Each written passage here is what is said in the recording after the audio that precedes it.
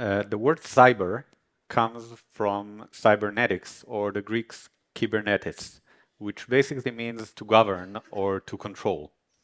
Now, the reason I'm telling you this is threefold. First, I am a firm believer in learning something every day, so if nothing else, hopefully you've learned this from this talk. A second is to introduce myself. I'm HAREL AVISSAR. I'm a cybersecurity expert for the last 18 years, which basically means I'm a control freak, given what I just told you. And the third, we're going to reach it when we finish our talk today to understand what security and control have to do with one another. What are we going to cover today? We will cover why should we care about malicious ML models and the state of them. We'll cover what ML pre-trained models are and what could be done with them that is malicious behavior. We'll discuss malicious ML models that we've found in the wild, and then we will say and show what we can do in order to avoid such risks. Please feel free at all times of the conversation to stop me with questions. You'll excuse me if I repeat the question for the sake of the recording. And we have a microphone for everyone to hear you. Okay, thank you. Let's get started. So, the AI ML landscape is exploding right now. This is something that shouldn't be news to you. We're seeing it all over the news right now. A lot of companies are also getting involved with the AI ML loop of chain of value. We're seeing here a lot of icons that you may know: TensorFlow, Hugging Face, all of the big giants, etc. And all of these companies are working to make sure that AI can bring value to customers. And this is a very long chain because we need the data first to train our models. Then we do data cleaning, feature engineering, model development and tuning, model training. All of these different stages require different capabilities and different sets of tooling. And that's why we have all of these companies that are basically in some form of essence working together in order to create the AI ML explosion that we are experiencing. You can see here the part where JFrog, my company, plays, which is mainly as an AI ML model registry, or during the continuous integration part of ML capabilities into your pipelines. And we will discuss how this stage is a very critical stage in securing model operations, or model ops in short. But another thing we've seen exploding in recent years is software supply chain attacks. This is a trend that has started with SolarWinds, and you can see many of the names of the recent attacks here, like CodeCove. But this is a trend that we are also seeing rising a lot, both in sophistication and in quantity.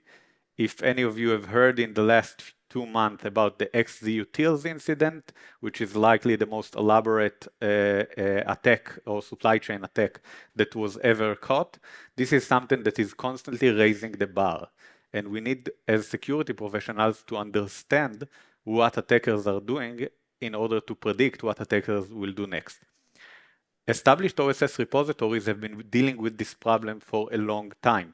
PyPI and NPM have had the chance to have thousands of malicious packages found.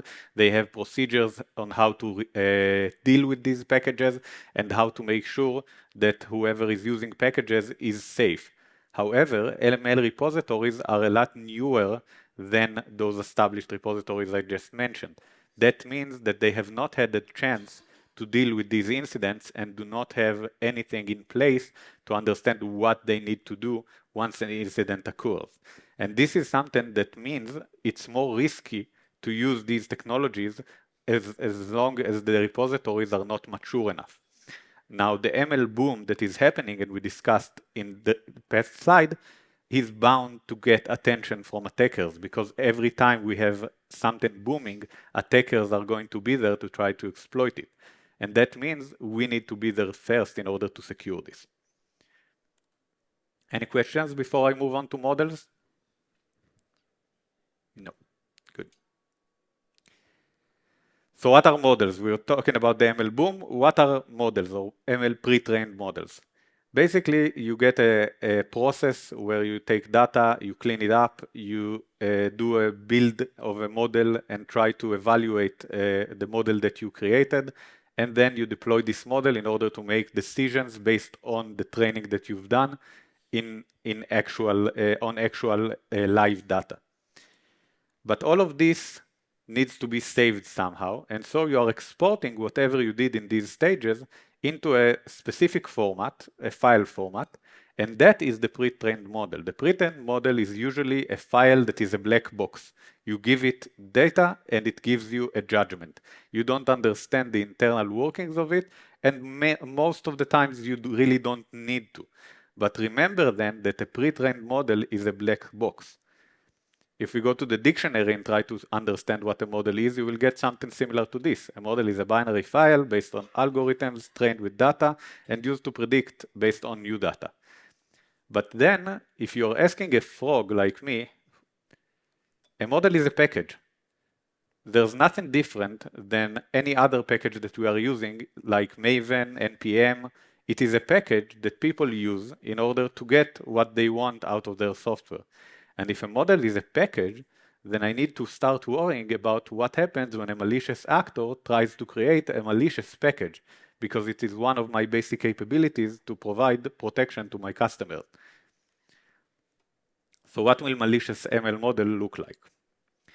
We set off to understand this, so we went and tried to understand the landscape of current ML packages. Hugging Face is the biggest ML repository. It hosts over 500,000 models that are readily available for people to just download and use. Kaggle is the largest AI ML community. It also has a repository. It has 16 million users. We're seeing the boom numbers and how they are shown here. And during last SwampUp, which is our customer-centric event, we announced that we are going to support Hugging Face in the JFrog platform. And we decided that if we're going to support it, we don't only want to support it as a DevOps company, we want to support it in security as well. And so we set out to try and find supply chain attacks on Hugging Face to see if there are any, and if not, to make sure that the first one will be caught by us. So we basically ended up running on 95% of the Hugging Face repository our malicious ML detectors in order to see what we can find. Now below you can see the large amounts of different formats where files are saved on Hugging Face. Some of these are mainly Python related because a lot of ML right now is happening in Python. But even as Maven Java developers, some of these should look familiar to you. The bottom two, Pojo and Mojo, are Java formats that are used in H2O, which is a well-established framework in order to do ML with Java. So this is something that should interest you because these two formats, as well as others, allow for code execution, which means that a malicious actor trying to create code executing models should be able to do something with those as well. Any questions before I move on? No. So what did we find when we started doing this analysis? We found 60 plus models already on Hugging Face that are exhibiting malicious behavior. Now all of these detected models were of the pickle model type, but this shouldn't really relax us because pickle is the most prevalent type in Hugging Face in general. And that's why this is a bias. If there's more pickle than anything else, malicious actors will likely go and find pickle models as well, or go and make pickle models as well. So the more popularity that Java-based model formats gain, the more I will expect to see malicious behavior in those types of formats. When we looked at the malicious behavior that we have found, we've seen that some of these do reverse shell, some of these do file writes, some of these do what we call object hijack. These are things that actually happen in the wild when a malicious actor is trying to create a malicious package. But we wanted to understand if these are real malicious actors or if these are just testings. So we went and dove deep into each and every one of these in order to understand what the malicious behavior really is. You can see, by the way, example here, and I'll show 2 examples in a minute. The example you're seeing over here of the master model is actually a JFrog test example that we created in order to show how when you have Hugging Face warn you that the pickle format contains run code functionality, it is just a warning from Hugging Face. They will still let you download this model and use it, even though it is exhibiting malicious behavior. So we dove deep. We started looking at all of the malicious code examples from all of these 60 plus models and trying to understand what are we looking at. We discovered that a lot of these were not truly malicious. They were bug bounty models, they were research teams trying to explore the possibility of malicious models, they were tests. They were not really a malicious actor. 10 of the models had a reverse shell, and that was a little more malicious than the rest, so we decided to focus more on those 10 and understand the shell and the capabilities. Some of those shells did not exhibit any advanced capabilities of running any arbitrary code or of allowing attackers to connect from any IP. And so we deemed those again as probably tests and bug bounties. But one of the model variants actually seemed truly malicious. It allowed for the reverse shell to run arbitrary code on the machine that is being connected to. It allows for connection from anywhere in the world. And it seemed like something that maybe a malicious actor did as a sort of first attack on this new avenue of attack that he found. And so we wanted to test whether this malicious model is actually going to get anything in the wild if we set something up in order to catch the attacker. So we set up a honeypot and ran the malicious payload in an image that also has some tokens, keys, things that attackers might want to steal in order for us to try to bait them to do some activity on this reverse shell that they installed through the malicious model. The attackers actually connected to our honeypot a few times from a German-based IP, and as of the time of writing, no commands were sent over these connections other than keep alive, checking for validity of our shell. So while we don't know to trace back the attacker any more than what I'm showing you here, which is the IP address, or to understand their agenda, because we have not seen anything that they are doing on this image, either because they understood it is a honeypot or because they have not yet decided what they want to do, we do feel that the connection to our image, which is an internet-bound machine that the attacker should not have any prior knowledge of, is something that exhibits malicious behavior, and we feel this is the first example ever of attackers actually targeting public ML repositories to get into organizations. So this is a new development. We have not seen any indications of anything like this before, but if we remember the trends of AI and ML exploding and of software supply chain attacks exploding, we should probably expect to see a lot more of these in the future. Again, stopping here for questions if you have any. Okay. So I want to quickly discuss what malicious ML models could do, and then I will show you a small video of our own master model that we created to kind of open your minds to the potential of what a malicious ML model could do in an organization. Currently, what we see is immature attacks. The reverse shell is something very simple. It wasn't too hard to find. The code was not well protected. There were no major cryptographic measures taken in order to make the research difficult. So this is something that's very simple. And most of the attacks that we found were not truly malicious, like I mentioned. But it is extremely simple to create them. If people manage to create these 60, the 61st and 62nd will be right behind, and they might be more advanced, more well protected, more well hidden. And so what we see is that Hugging Face and repositories like it are becoming a ripe ground for attackers to try to install malicious code on unsuspecting model users. Now, we as JFrog plan to continue to monitor this space and to provide preemptive protection, both in notifying the repositories about malicious models that we found and in protecting customers that are using ML and are downloading from Hugging Face from these malicious behaviors. But we need to understand that every measure of protection is something that is bound to eventually get surpassed or get bypassed. And that's why we need to understand the risks and understand how we can control them. Now I want to stop here and show you a little video of how advanced these types of attacks could become. What we have here in this video is a responsible ML developer. This developer knows that getting an ML model from the internet is probably not safe.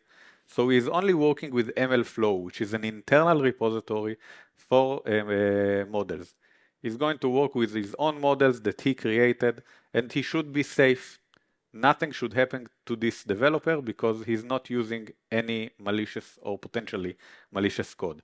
He's going to load his model right now, and we will see that everything is okay because he's using the internal model. Models, by the way, take a little while to load because they are very big files. Part of why hiding something in there will probably be easier. Okay, so no red flags, everything is okay here. However, the responsible dev has a friend working a table next to him, which is an irresponsible dev. And this developer wants to download a model from Hugging Face. Why? It's easier, there's something ready. Why should I do the hard work and use the internal models when I can just go online, write the URL for Hugging Face, and get a model? I'm specifically searching for a model to identify frogs because this is something that should be interesting to everyone. So let's try to find the best model to identify frogs. Oh, look, I found a model. That seems great. It has great numbers. Look, it has 101% accuracy. It has very low error rate. Everything seems fine. All of these files are a few days old. Nothing is new. Nothing seems out of order. So why not? I'll download this and I'll start using this model and I'll be able to identify all of the frogs that I want, right? Everything is okay. It's in Hugging Face. It's the repository for ML. Let's load the model and see what happens.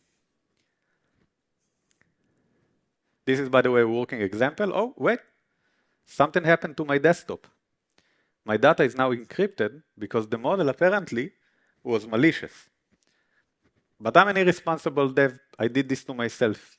The responsible dev is okay with him, right? He didn't do anything bad. But wait, something is happening in the background. Because apparently this malicious model is aware that ML flow might be something used in the organization. So he's trying to use the credentials on the machine that he just got in order to create a malicious version of all of the internal models that are now in ML flow. If he's successful in doing that, a responsible dev that just takes the latest version of model from his ML flow could actually also be infected. So here we are back with the responsible dev. He's just trying to redo the work that he did with the latest ML model from ML flows. And he's thinking he's safe because he's not using anything from the internet, but apparently he is not, because the model used the credential from the other machine in order to create new versions of everything in the internal repository. And this was super easy to do. Everything you see here is working right now in the wild. We have this model available for testing, and it's so easy to do because ML has not seen many attacks yet, and people do not know how to protect themselves from this. Users of other package types know that using the latest version is probably not wise, and they want to be locked at a specific version that they made a decision about. But users of ML are just learning these, and that's what makes ML a very ripe field for attackers to start abusing. Any questions on what we've seen? I know I went over it very fast, so please feel free to ask. Yes. I'm not clear what the actual attack vector is. What vulnerability was exploited? So the question was what the actual attack vector was, where the vulnerability was. So models are serialized into files, and the file format in this case is a pickle. Pickle file format actually allows you, through mechanisms of Python, to run code when the pickle gets loaded into the memory, because it can override internal functions that Python is bound to use when trying to work with the model, and then those functions get run. So what we did here is we ran code through these mechanisms on the machine, and then by running code, we did all of the changes that you saw. We changed the desktop, we did the encryption, and we also looked at the credentials of the developer to understand whether he might have an ML internal repository. That ML internal repository is working as expected. The developer should have the ability to create new versions of models in the internal repository. So everything after the pickle attack is actually working as intended, but you only need one point of compromise. Once you've compromised that, everything falls. And that's what we see with supply chain attacks. We see one point falling, and then, like dominoes, the rest are going to fall because there is a trust involved. And this has been seen with SolarWinds, but this has been seen as recent with xzutils, that once you trust the developer and he becomes a maintainer of a package, there's really not a lot you can do in order to avoid this. So you just need the one compromise. Does that answer the question? Yes.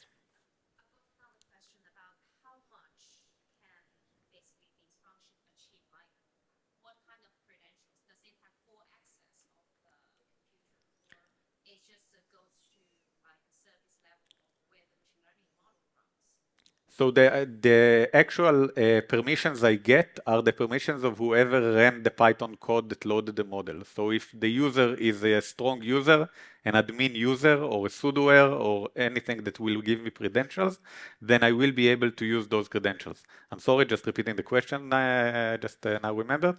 The question was how, what credentials do I get using this attack vector? Yes, there was another question. Safest. Okay. If not pickle, what is the other format that we can download from So Hugging Face? the question was, if not pickle, what are other formats that we can download? So the person choosing which format the model is saved at is the model maintainer, and that's why you don't really have a lot of choice here. And pickle right now is the most frequently used because it is easy to use pickle. If you're trying to understand whether a model is safe or not, I would go to a table like this showing all of the different formats that we have in Hugging Face and whether or not they have code execution as a functionality. Because the ability to execute code from Pickle is something that is well known and well documented. And there are other formats that have the same functionality. If you happen to see a JSON format, the ability to execute code is not existing as a functionality in that format, so you will need a sort of vulnerability in order to reach code running from a JSON model. So that's a little higher of a bar for the attacker to jump over. So you can feel free to take a picture of this, and the resource, you can see where it's coming from. So you can also go and check it out when new model formats come along. And this is a good measure of how secure the model format you are using is to begin with. But again, vulnerabilities could happen, so even on other vectors. Another question?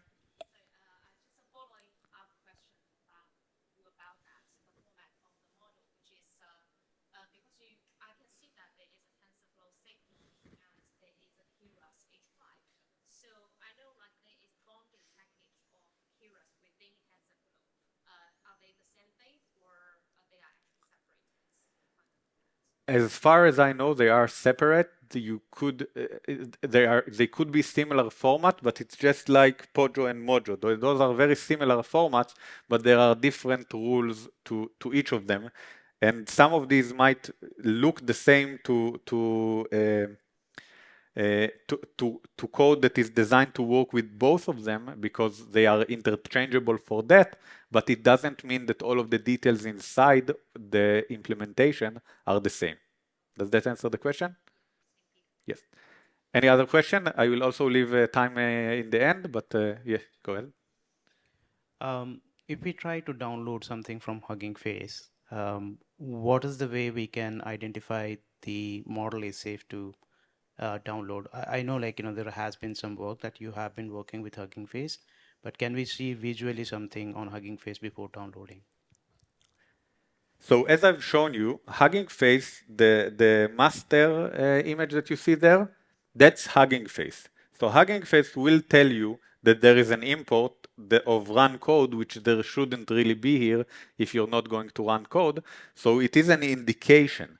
Is it good enough of an indication? I don't think so, because there are other ways to reach code running. And that's why you need some form of scanner that is going to go over these. Now, right now, JFrog platform has scanner for Pickle, TensorFlow, and JobLib. These are the most prominent model formats that we see on Hugging Face. But the more we start seeing other formats, we will also try to cover them in order to keep everyone safe. And when we find a malicious model, it's not just information for our customers. Our customers are protected first, but we also notify Hugging Face so they can remove the malicious model.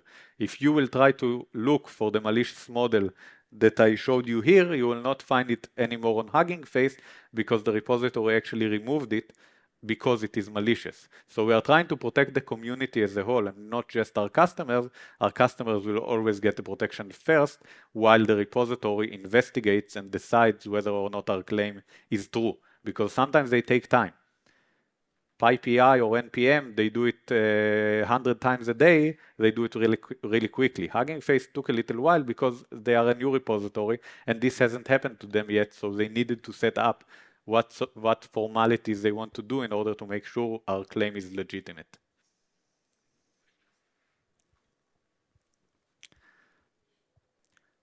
Okay. So we discussed malicious ML models. What can we do in order to secure our process against malicious ML models? The first thing is, remember back to what I said, that an ML model is a package. And we already have good functioning processes to work with packages securely.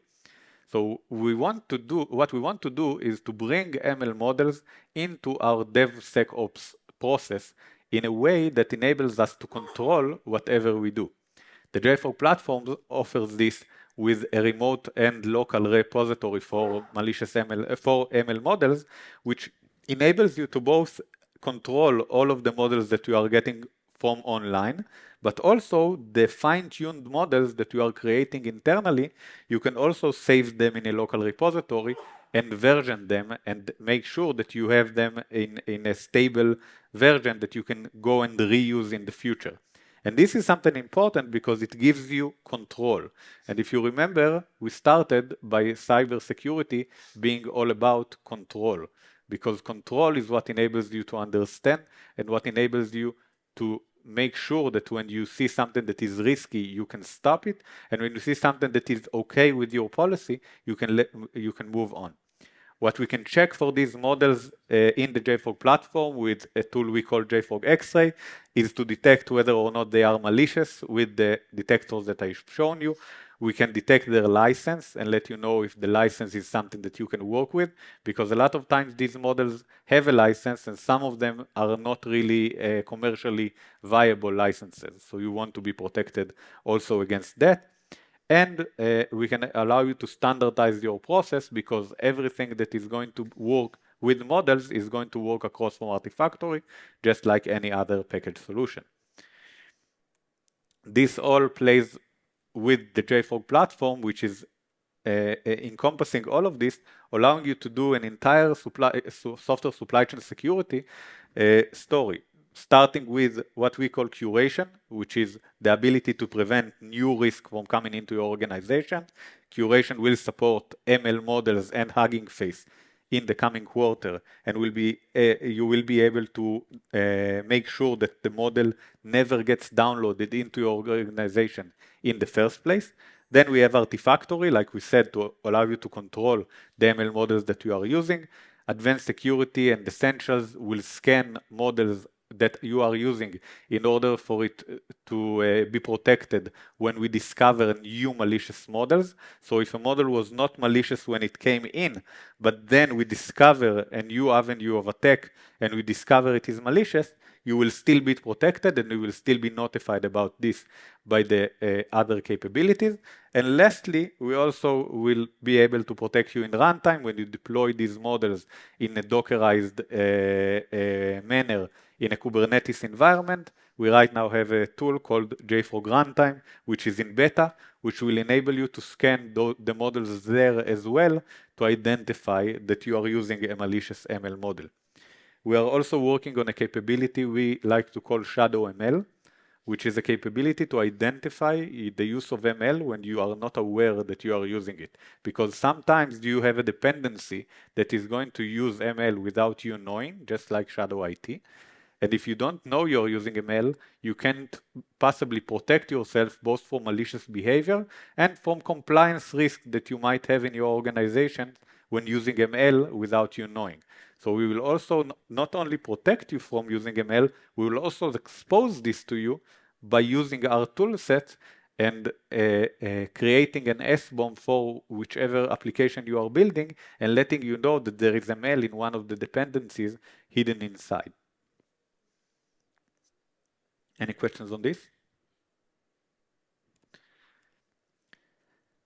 All of what I've shown you here is built on top of the knowledge base that our JFrog internal research team is creating. At JFrog, we have a research team with experienced researchers who are a certified CNA. That means that they can name CVEs and rate CVEs. They have over 500 zero-day vulnerabilities that they discovered, mainly in packages used by our customers because we want to protect the community and try to give back by identifying vulnerabilities before attackers do. We are constantly monitoring for malicious packages, and we have found over 1,800 unique malicious packages, and if you count duplicates, the number is well over 5 digits. And we have over 2,000 published findings. You have the link here for research.jfrog.com. Please feel free to explore and try yourself to find out what we have to offer for you. And you can also follow us on X in order to get updated whenever we find something new. This research team is not only the one responsible for the first ML malicious model found, it has also found the first ever NuGet package that was malicious, and we are constantly monitoring new ecosystems in order to understand when malicious attackers start exploring the possibility of malicious behavior in those ecosystems.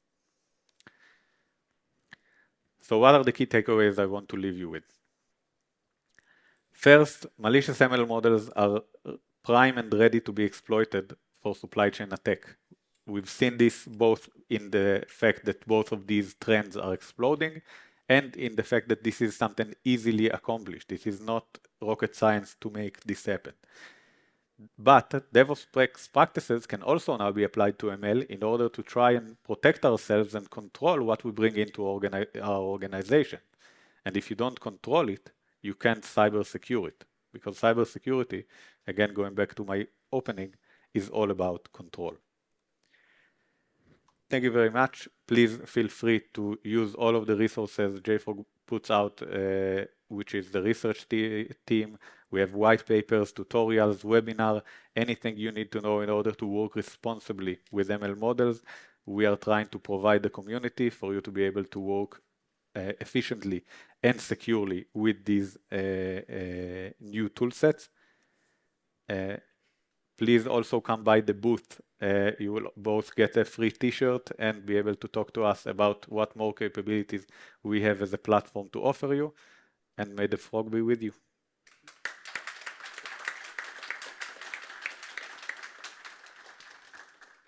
If there are any other questions, please feel free.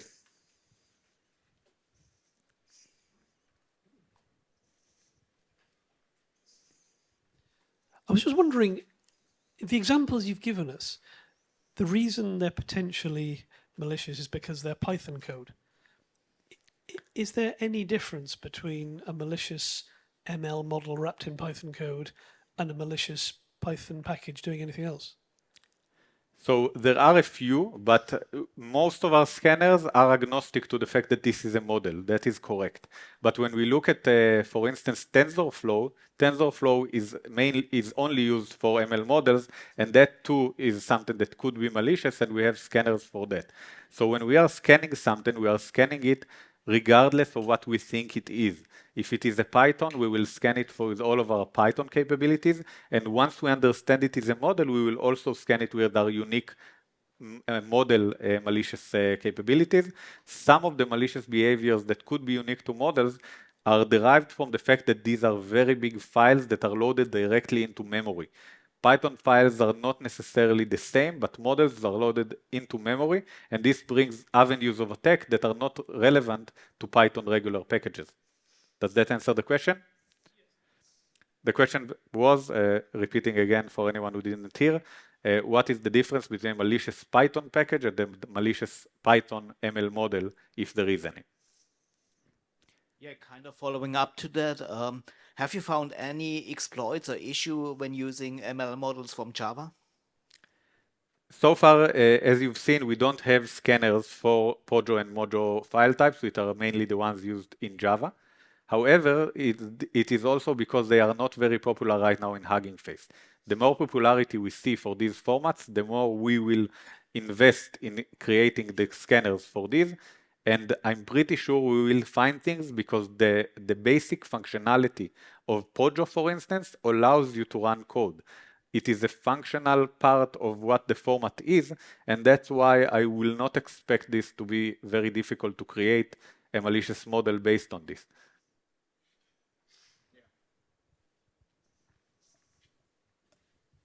Any other questions? Okay, thank you. So again, come visit us in the booth.